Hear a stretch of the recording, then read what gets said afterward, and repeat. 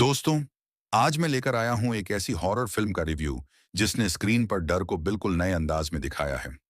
आयुष्मान खुर्राना और रश्मिका मंदाना की imaginary film Thamma एक ऐसी कहानी है जिसमें डर, रहस्य और परिवार से जुड़ा एक गहरा अतीत ऑल एक साथ सामने आते हैं।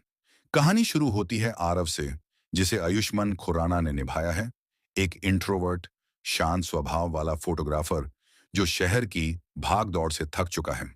तभी उसे गांव से खबर मिलती है कि उसकी दादी, जिन्हें पूरा गांव थम्मा कहकर बुलाता है, अचानक गंभीर रूप से बीमार हो गई है।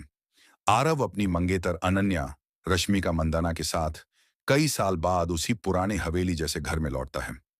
घर में कदम रखते ही माहौल कुछ अजीब लगता है। दीवारों पर उखड़ी हुई पेंट, एकदम शांत गलियारे और हवा में एक दबा हुआ डर। थम्मा की आंखों में भी कुछ अनकहा सा छिपा होता है, जैसे वो किसी चीज से डर रही हो। वो बार बार कहती हैं, तुम दोनों को यहां नहीं आना चाहिए था। आरव पहले इसे बीमारी समझकर अनसुना कर देता है, लेकिन अनन्या को घर में अजीब चीजें दिखनी शुरू हो जाती हैं।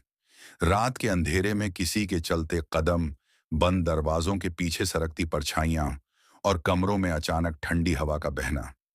धीरे धीरे पता चलता है कि इस घर में सिर्फ यादें नहीं रहती, कुछ और भी है जो किसी कारण अभी तक सोया हुआ था, और आरव के लौटने से वो चीज जाग चुकी है। मूवी का सबसे स्ट्रॉन्ग हिस्सा तब आता है जब आरव को अपनी मां की एक पुरानी डायरी मिलती है।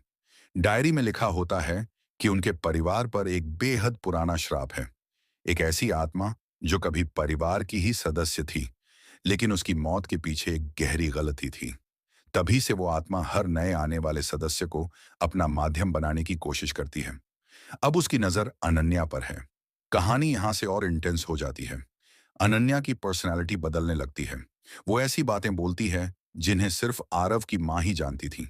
घर की चीजें अपने आप हिलने लगती हैं, और हर रात थम्मा घर की रक्षा करने की कोशिश करती हैं, जैसे वो सालों से करती आई हूं। आयुष्मान का इमोशनल ब्रेकडाउन वाला हिस्सा फिल्म का बेस्ट एक्टिंग मोमेंट है, जब उसे पता चलता है कि उसकी मां की मौत कोई हादसा नहीं थी, बल्कि उसी श्राप की वजह से हुई थी। आरव फैसला करता है कि इस बार वो भागेगा नहीं। वो अपनी मां की लिखी डायरी के हिसाब से एक अनुष्ठान करने का निश्चय करता है, ताकि उस आत्मा को हमेशा के लिए शांत किया जा सके। अनुष्ठान वाला क्लाइमैक्स बहुत हाई टेंशन है, लेकिन कहानी हमेशा इमोशंस पर टिकी रहती है। कमरे में सिर्फ दीपक की हल्की रोशनी, भारी हवाएं और अनन्या की बदलती आवाज, ये सब एक जेन्युइन डर का माहौल बना देते हैं, जिसमें किसी तरह का गंदा या ग्राफिक हॉरर नहीं है, बस मनोवैज्ञानिक बेचैनी है। इस इंटेंस माहौल में थम्मा आखिरी बार अपना बलिदान देती है। वो आत्मा को खुद में समा लेती है ताकि आरव और अनन्या बच जाएं।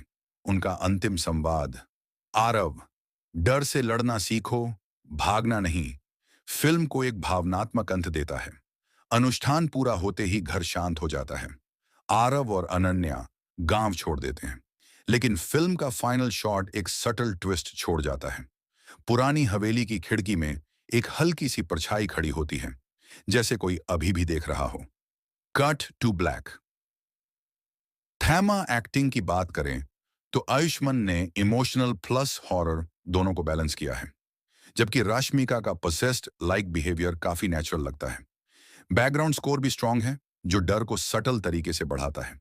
कुल मिलाकर थम्मा एक ऐसी हॉरर थ्रिलर है जो आवाजों और मनोवैज्ञानिक डर पर आधारित है, नॉट जंप स्केयर्स। अगर आप डीप स्टोरी ड्रिवन हॉरर पसंद करते हैं, तो यह फिल्म आपको जरूर पसंद आएगी।